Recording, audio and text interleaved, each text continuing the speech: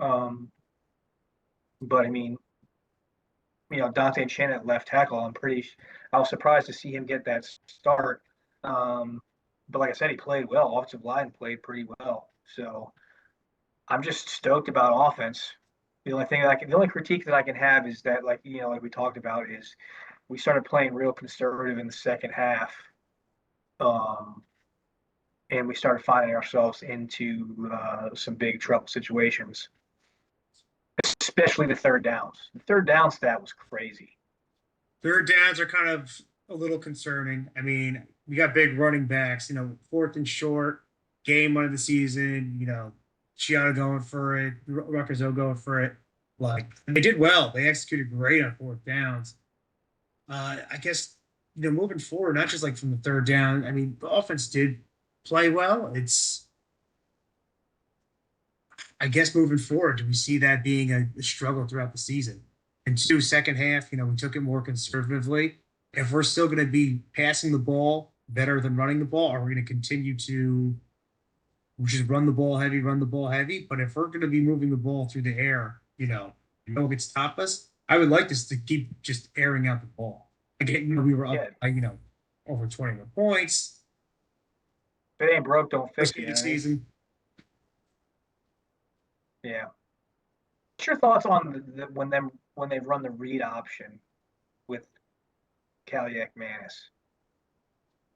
I heard criticisms that they said, Ethan, they don't think is our most athletic quarterback. They don't think he's that athletic. But you know what? In the opportunity times when he had to run, pick up 6 yards here, pick up five here, and third and fourth one, I thought he looked decent for the most part. I see Fletcher being open too when they're doing read options. For quick throws, I think we have the weapons to do it. I would like to see Sheffield capitalize off those a lot too, especially if we're going to be rolling out to the side. And we get big receivers like Duff and Strong, it kind of makes it seem like options are endless to some degree. So I think they can. In the past, I think it was a struggle though with not just Wimsat. I mean, Wimsat can move, but it seems like in the past we're doing the running option, first down, second down, and then we're in third down, and we might be running it if it's third and eight, third and six, or we're hoping one of our receivers can make a play. Now, I think more what I'm getting at is I remember obviously, with Wimsat, we knew the struggles of the offense then, but I felt like even then, when we changed from a more pro style offense to, the spread and more option plays, we had someone like Wimsat, and it just seemed like even he never kept the ball. Now, whether that was a him decision problem, or if that was something that the offensive coordinators wanted to, um, you know, incorporate more. But I feel like, obviously when Cali Manis isn't as athletic as someone that, we had, when we had Gavin here, and not to say that he's not athletic, but sometimes I feel kind of torn, I suppose, as to like when he has the opportunity to run like on broken plays, he has been very successful, and I'm super happy about that. We saw it happen a bunch last season, but my I guess not really my concern. I'm just like I guess my confusion is when we run those, the pistol sets or the shotgun sets where it's like a deliberate, read play, and he like doesn't ever keep it. So like at what point in time does that what benefit does that provide us? From an offensive scheme. And obviously I'm not an offensive guru. I'm obviously just like a goofball fan. But I mean, it seems like we run those plays, but does anybody on the defense really think that he's going to keep it? I mean, And too, we got kind of, I think when we seemed like our offense was broken in the past a little bit, or we didn't have the weapons, we're used to seeing, like a Noah draw, taking, pick up 4 or 5 yards and run it, two downs in a row if he has to in the option. So with Nathan, it's it might be something they have to incorporate. If they are we going to be doing that? First, second down? Are we going to be bringing in different schemas with him? Are we going to be utilizing different quarterbacks too? So in the past, we've seen that historically where we might bring in a running quarterback. or we even had Johnny Langan, Mr. Football who can play so many different positions. So Yeah. to then incorporate that into our offensive scheme, where maybe Surus could bring something like that into play. If we do, are we going to see this in our first, in our non-conference games, or is this something that might emerge later in the season? I don't know. We'll see. But Wisconsin against Miami of Ohio, I guess transitioning into our next opponent, since like we talked about, we seem to be playing pretty much almost.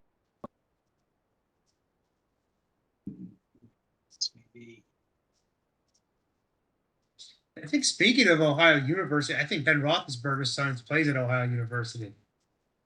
I don't know if he got any time or burn this past game, but we also had, I think the kicker's from New Jersey for Ohio University. Yeah. I don't know, but I mean, they obviously aren't nearly as strong as the Ohio team that we just played. I guess what's your thoughts and takes on how the game's going to go next week, and that can be our final thought on the inaugural episode of Riot on the Raritan. You know what? They held Wisconsin to 17. I didn't watch the game. I do like that. I was at the game last year for Rutgers, Wisconsin. I mean, it was a hot day. We didn't come out playing well at all. We had a lot of promise last year, and it was very deflating. So I mean, Miami's coming out. They're holding Wisconsin to 17. I think that looks good for us, maybe down the season. And two, it gives us something to look forward to, but it's probably going to be it's a tough game for us. But I don't know if Miami, Ohio, if they took a big, their strength where they at after their first loss to Wisconsin, and now they're going to be back on, or back on the road coming to Rutgers. So, and two, Yeah, because of our performance, I think our guys are going to be motivated to go out there and have the hunger and want to put points on the board, want to shut them, get to closing off their offense as soon as possible. So if we can, control the game, I think it's really bringing that energy and controlling it all four quarters. I don't think there's room for error against every opponent like we kind of had game one. yeah. I mean, I definitely want to see us keep our foot on the gas, and show. I feel like the win's a win. Don't get me wrong, but I mean, when we play against these teams that we're kind of expected to put in the dirt, I want us to be able to put them in the dirt. So I feel like that's a big thing for recruiting too. It's like, yeah, Rutgers is 1-0, but obviously maybe they're not as familiar with Miami, excuse me, of with Ohio University as someone else might be. And to them, it's just another MAC team, and they're like, oh man, Rutgers can't even put these dudes down.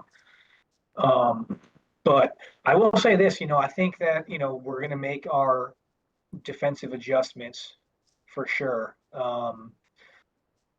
I like how I think it was Coach Smith, had the defense huddled up on the sideline in the middle of that game. Now, whether it served any merit for their performance for the remainder of that the time that they were playing, that's yet to be determined. But I do think I do like that energy. It's like, hey, we're not playing up to our standard. Like, get everybody around here, huddle up. Let's break this down and let's fix what we got to fix. At least the effort's there, because it could have easily been, you know, off defense dudes just sitting on the sidelines, looking kind of dejected. You know what I mean? But yeah, I think the big thing is now whether or not them holding Wisconsin is an indictment on Wisconsin being a weaker team this year, or Miami of Ohio being relatively good. I guess we'll find out on Saturday. But I do think that we come back, to the banks at home, and we definitely take care of business on the offensive side of the ball, but most certainly on the defensive side of the ball as well. No, I think we're playing 4 home games in a row, so this is a critical time for us to build off every single game. I would love to have us leave September 4-0. Two, the one actually thing I think that could play a big thing for our fan experience for the team this year. All of our home games, besides one, are all 3:30.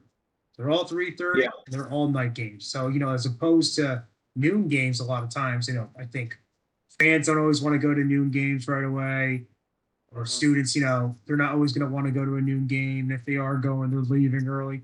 So I think for our actual team, having these later games, summertime's kind of coming to an end. It gets darker a little early. I think having that energy there is definitely going to help. And I think the offense, if they could play that way and they could get us out of situations, I think that's going to be a turning point. Even if our defense is struggling to show up, or isn't locking everything down, the fact that they could keep us in the game and put points on the board and kind of have that run and gun, performance, it's nice to see. Especially as a Rutgers fan, we're so used to being a smash mouth football program that I don't know if we're No, the absolutely. program. Yeah. All right. Well, I guess we'll close it up with what's your predictions and who are our standout players? Uh, I think game two. We'll call it who are going to be our riders. That's what we'll call the standout players. I Who's think the we're riders going going to to. be? I think we're still figuring out the running game because we have CJ Campbell coming in as a transfer, leader in the room. I would like to see him get a burn. I know Antoine's going to get the rock too. I know they're going to move it around. I would like to see CJ Campbell kind of show why he's our number one back, why he should be like the first string, whether it's just being explosive, reads, blocks, whatever he's going to do. And then from a receiving standpoint, New Strong and Duff both showed up. So I think they're going to have big games, but same thing. I would like to see Sheffield week two. You know, I would like to see him get the ball a little bit more, see what he could do in open field. Defense, you know what? I want to see what Moses Walker does. I would like to see Moses Walker, emerge. And, Follow it up. Follow it up. we've had big linebackers coming out of our program year after year after year, and I would like him to be the next one. So, All right. What's the count? you know what? I'm going 31-17, Rutgers. All right. Part of me wants to say that they crack 40, but I don't want to bite off more than I can chew. I'm going to run 30. I'm going to run 35. Ooh, 35. Uh, I'll run 35-20. I know that's a tough look for the defense. Um, but you know what? I scratch that. We're gonna run 35-13. 35-13. We'll write that down for our next episode. That My riders for the game are going to be.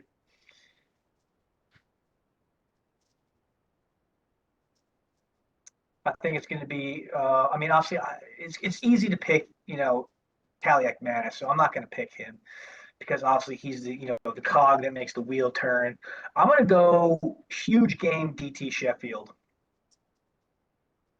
I think he cracks the century mark, and I think he has at least. I'm going to say he has two scores. He'll be my rider on offense. I mean, I see what you're saying about CJ Campbell, but like, I just can't help but not 100% agree with you. I love what Antoine Raymond is bringing to the table. He's young. He should technically be a freshman. Yeah, he's a muster guy too. I mean, all I mean, backs look big. and I'm not detracting. I'm not detracting anything from CJ Campbell, and I'm glad we have him on the team. But I mean, this is his final year of eligibility, I believe. Is it not? No, yeah, he's a transfer. So, I think him coming in, they wanted to move him into like that first, senior level, our first down back. But Randall's been getting the ball.